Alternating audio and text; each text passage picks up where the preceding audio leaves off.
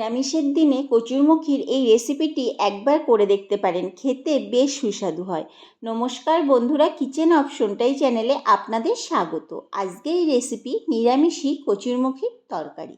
আমি এখানে কচুরমুখিগুলোকে কেটে ভালো করে ধুয়ে নিয়েছি। আমি গোল গোল করে কেটেছি, আপনারা চাইলে লম্বা ফালি করেও কাটতে পারেন।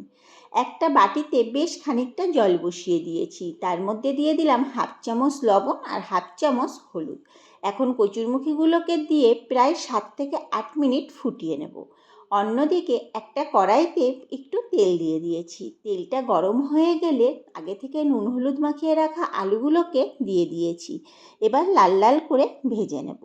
আলুগুলো ভাজা হতে থাক, চলুন একটা মশলা করে নিই। মিক্সির ছোট জার নিয়ে নিয়েছি, তার মধ্যে দিয়ে দিলাম 1 চামচ মৌরি আর 2 চামচ দিয়ে দিলাম গোটা জিরে আর পরিমাণ মতো দিয়ে দিলাম আদা কুচি আর 3টে কাঁচা লঙ্কা।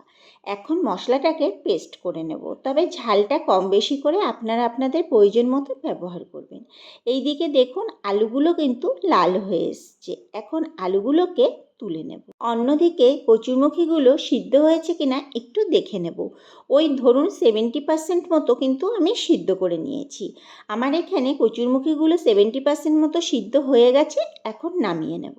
এখন কড়াইতে আরেকটু তেল দিয়ে দিয়েছি, তবে আমি এখন রান্নাটা যদিও খুব কম তেলে রান্না করছি, আপনারা আপনাদের প্রয়োজন মতো তেলটা ব্যবহার করবেন। দিয়ে দিলাম গোটা জিরে, শুকনো লঙ্কা আর গোটা গরম মশলা ফোড়নটাকে কয়েক সেকেন্ড ভেজে নেব। গোটা গরম মশলার মধ্যে দিয়েছি দারচিনি, এলাচ আর লবঙ্গ।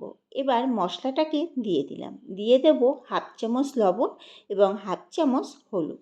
এবার সামান্য পরিমাণ জল দিয়ে এখন মশলাটাকে ভালো করে কষিয়ে নেব। গ্যাসের ফ্লেমটাকে এই সময় আমি লো টু মিডিয়ামে রেখেছিলাম। 2 মিনিট মতো এইভাবে নাড়াচাড়া করে নেওয়ার পর যখন এরকম পর্যায়ে আসবে, তখন এর মধ্যে দিয়ে দেবো হাফ চামচ মতো কাশ্মীরি লঙ্কার গুঁড়ো। কাশ্মীরি লঙ্কার গুঁড়োটা দেওয়ার পর মশলাটাকে আবারও আমি কষিয়ে নিচ্ছি 2 থেকে 3 মিনিট মতো।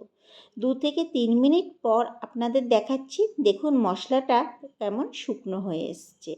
যখন এরকম পর্যায়ে চলে আসবে, তখন সিদ্ধ করে রাখা কচুরমুখি আর ভেজে রাখা আলুগুলোকে দিয়ে এবার আবারও নাড়াচাড়া করে নেব। সামান্য জল দিয়ে নাড়াচাড়া করব, যাতে মশলাটাও ভালো মতো কষা হয়ে যায় আর কচুরমুখিটাও ভালো মতো সিদ্ধ হয়ে যায়। তবে কচুরমুখি কিন্তু প্রথমেই পুরো সিদ্ধ করবেন না, তাহলে কষার সময় কিন্তু ভীষণ অসুবিধা হবে। দেখুন তাতেই কিন্তু আমার কচুরমুখিগুলো অনেক ভেঙে গেছে। 70% মতো সিদ্ধ করে নিয়েছি তাও। যখন এরকম মশলাটা শুকনো অবস্থায় চলে আসবে, তখন এর মধ্যে দিয়ে দেবো 1.5 কাপ মতো জল। এবার ঝোলটা ফুটে ওঠা অবধি অপেক্ষা করব। ঝোলটা যখন ফুটে উঠবে, দিয়ে দেবো একদম সামান্য পরিমাণ চিনি।